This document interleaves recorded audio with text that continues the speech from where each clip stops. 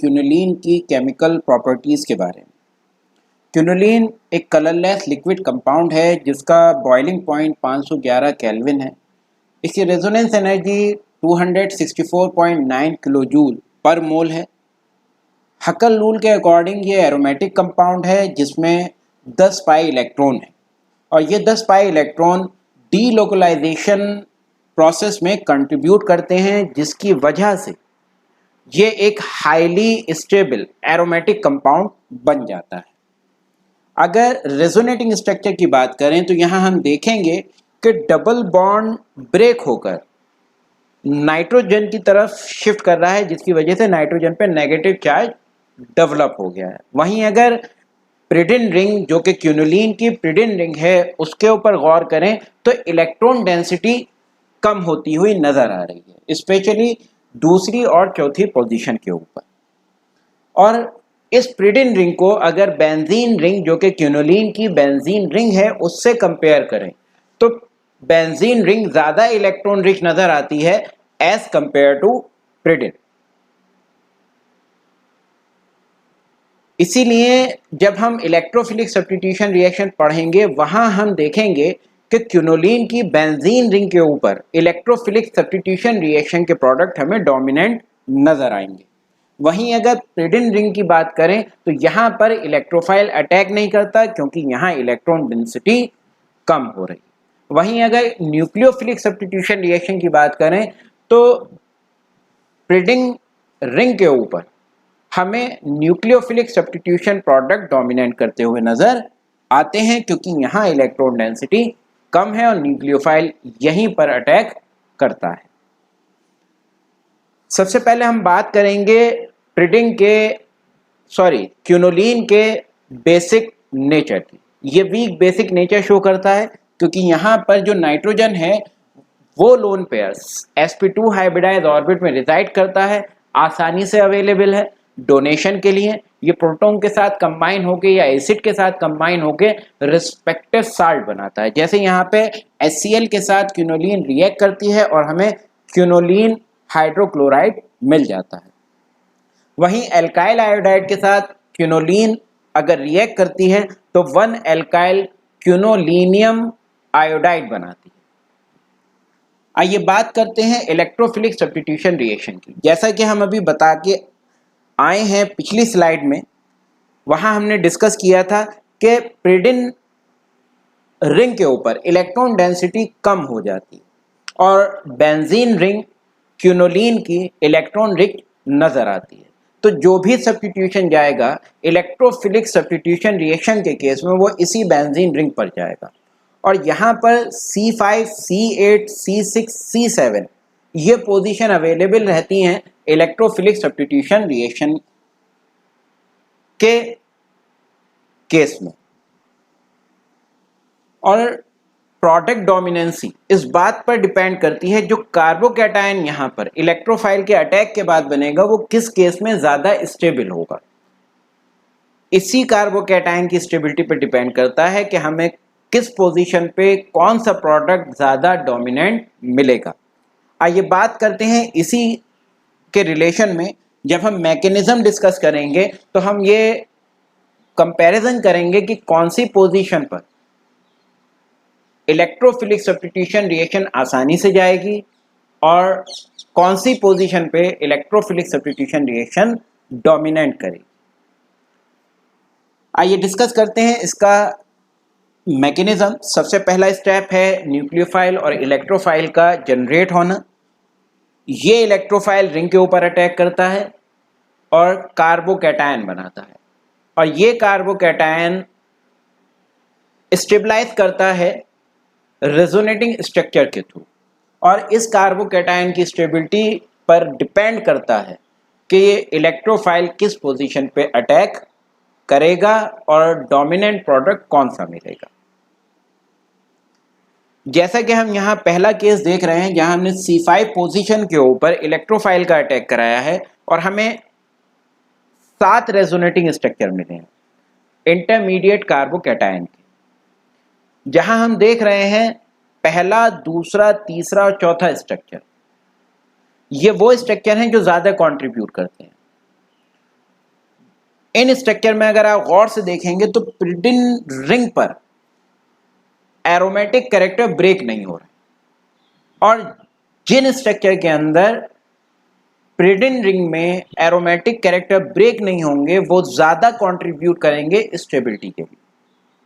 वहीं अगर पांचवें स्ट्रक्चर की बात की जाए तो नाइट्रोजन के ऊपर पॉजिटिव चार्ज एक्युमुलेट हुआ है और साथ ही साथ पिरिडिन रिंग के एरोमेटिक कैरेक्टर भी ब्रेक हुए हैं। ये दोनों ही फैक्टर अनस्टेबिलिटी बढ़ाते हैं। पहला फैक्टर नाइट्रोजन पे पॉजिटिव चार्ज आना, यानी नाइट्रोजन एक इलेक्ट्रोनेगेटिव एटम है, इसके ऊपर पॉजिटिव चार्ज का डिपॉजिशन इस स्ट्रक्चर को और अनस्टेबलाइज कर देता है। साथ ही साथ ये स्ट्रक्चर अगर आप देखेंगे तो यहाँ पे पिरिडिन के एरोमेटिक कैरेक्टर भी ब्रेक हुए हैं।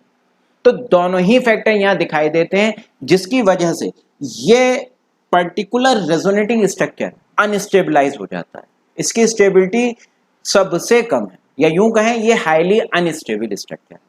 और जब हाईली अनस्टेबल स्ट्रक्चर है तो कार्बोकैटायन स्टेबिलिटी को बहुत हद तक घटा देगा।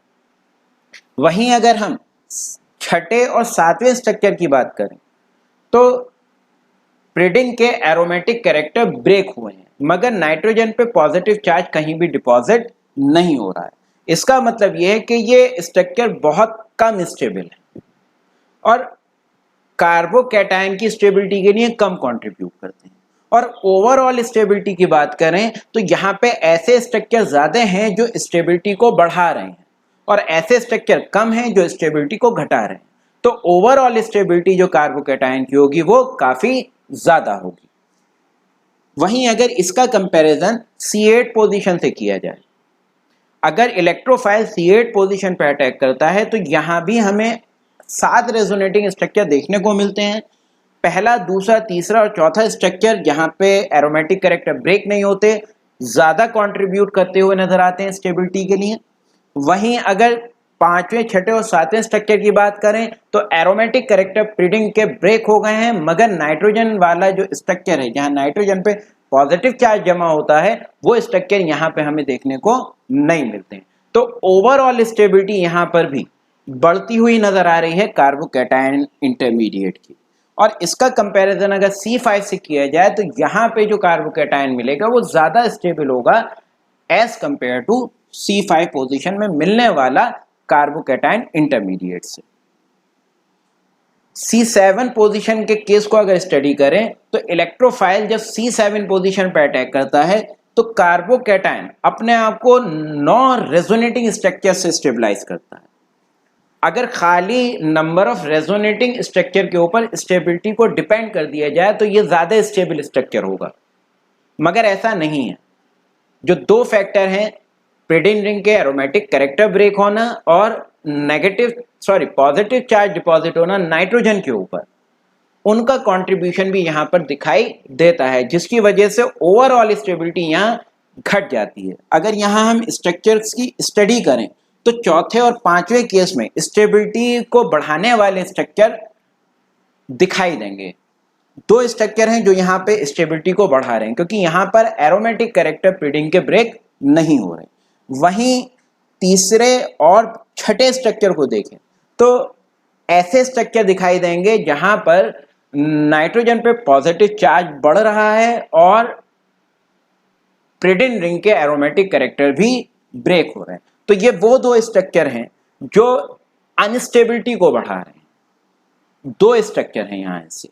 वहीं अगर पहले, दूसरे,